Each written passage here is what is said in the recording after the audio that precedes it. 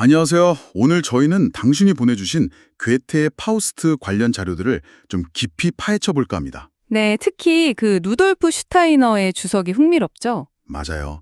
파우스트의 그 지식과 자아에 대한 갈망, 그리고 괴테가 세상을 보는 방식, 이런 것들을 들여다볼 텐데요.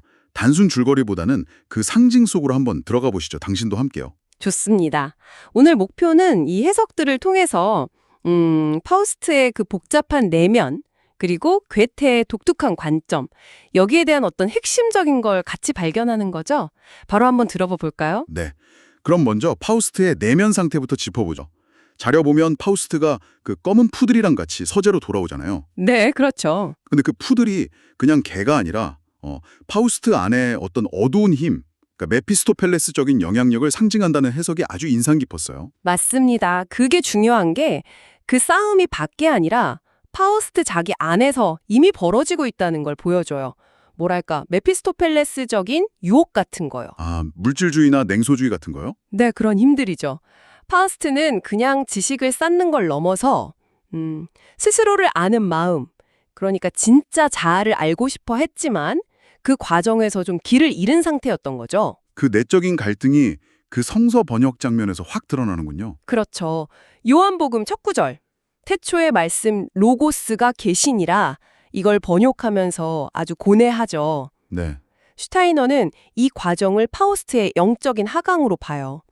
말씀, 즉 로고스는 인간의 가장 높은 정신, 자아, 이치인데 파우스트는 이걸 점점 낮은 차원으로 끌어내지거든요. 낮은 차원이요. 어떻게? 처음엔 의미, 씬, 그러니까 감정이나 생각의 영역, 아스트랄체 같은 거죠. 그 다음엔 힘, 크러프트, 이건 생명력, 에테르체에 해당하고요. 그리고 마지막에는 결국 행위, 탓, 가장 물질적인 현실, 물리체로 번역을 해버리죠. 잠깐만요.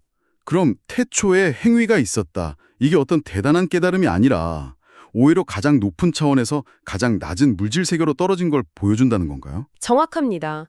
보통 행위가 중요하다고 하지만 여기서의 행위는 영적인 통찰 없이 그냥 물질에만 매몰되는 걸 상징해요. 아, 그러니까 진리를 찾다가 길을 잃고 결국 메피스토펠레스가 상징하는 그 유물론적 관점, 거기에 더 쉽게 빠져드는 상태를 보여주는 거죠. 괴테가 이게 뭐 엄청난 지혜라고 제시한 건 절대 아닙니다. 그렇군요. 파우스트가 이렇게 추상적인 개념 속에서 헤매는 모습이랑은 정반대로 괴테 자신은 세상을 좀 다르게 봤다고요?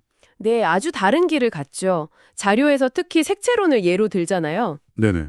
괴테는 뉴턴처럼 빛을 막 분해해서 추상적인 법칙을 찾으려 한 게 아니었어요. 그보다는 원현상, 우페노메네라고 하는 거에 집중했죠. 원현상이요. 그게 뭐죠? 어떤 이론을 미리 씌우기 전에 우리가 자연 속에서 그냥 직접 볼 수 있는 아주 근본적이고 본질적인 현상 그 자체를 말해요.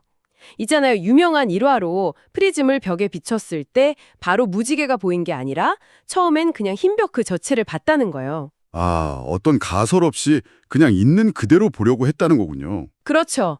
선입견 없이 현상 그 자체를 먼저 충분히 관찰하려 했던 거죠. 그럼 괴테가 추구했던 건 뭘까요? 그런 관찰을 통해서요. 괴테는 현실이랑 동떨어진 뭐랄까 그림자 같은 메마른 개념이 아니라 현실 속에 깊이 뚫이 내린 살아있는 개념을 원했어요. 살아있는 개념이요. 네. 예를 들어 식물이 씨앗에서 싹이 트고 잎이 나고 꽃이 피고 이렇게 계속 변하잖아요. 그렇죠. 우리의 이해나 개념도 그렇게 고정된 게 아니라 현실과 같이 숨 쉬면서 유연하게 움직여야 한다고 본 거예요. 그런 움직이는 개념으로 자연을 이해하려고 했죠. 와, 마치 살아있는 생물처럼 우리 생각도 현실 속에서 계속 변하고 자라나야 한다는 뜻 같네요. 바로 그거예요. 괴테의 목표는 이런 살아있는 인식을 통해서 인간의 영혼, 그리고 자연, 그리고 더 나아가서는 영적인 세계가 좀 건강하게 연결되는 거였어요. 추상적인 이론에만 갇히면 오히려 자연의 생생한 진실을 놓칠 수 있다고 본 거죠. 깊이 잠수에 들어가는 듯한 그런 관찰과 이해를 통해서 더 깊은 연결을 찾으려 한 겁니다. 오늘 이렇게 파우스트의 고뇌랑 괴테의 방식을 비교해서 보니까 어쩌면 세상을 진짜 제대로 이해하려면 그냥 명쾌하고 단순한 답만 찾으려고 하기보다는 그 복잡함이나 모순 자체를 받아들여야 하는 거 아닌가? 뭐 그런 생각이 드네요. 네, 그럴 수 있죠. 자연의 리듬처럼 확장했다가 수축했다가 하는 것처럼요. 바로 그 지점인 것 같습니다.